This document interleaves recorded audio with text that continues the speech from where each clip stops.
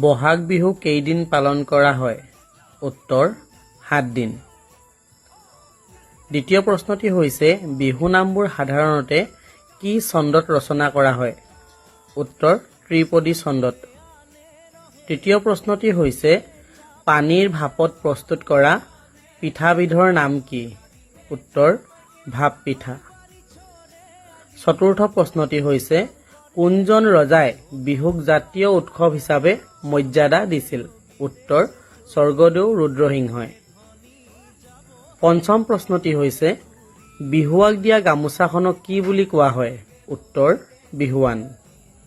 ষষ্ঠ প্ৰশ্নটি হৈছে নামনি অসমত মানুহ বিহুৰ দিনটো কি বুলি জনা যায়? উত্তৰ বৰদুমাহী। সপ্তম প্ৰশ্নটি হৈছে কি শব্দ অনুকৰণ কৰি ঢোলৰ সৃষ্টি কৰা হৈছিল? উত্তৰ মেঘৰ গাজনি।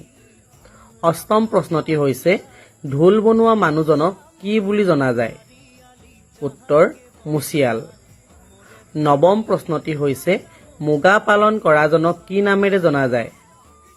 উত্তৰ মুগা চুংগীয়া।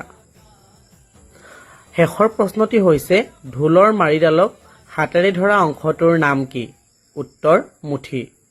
আপোনালোকৰ যদি মোৰ ভিডিঅ'সমূহ চাই ভাল লাগে লাইক কমেণ্ট শ্বেয়াৰ কৰিব। ধন্যবাদ। জয় আই অসম।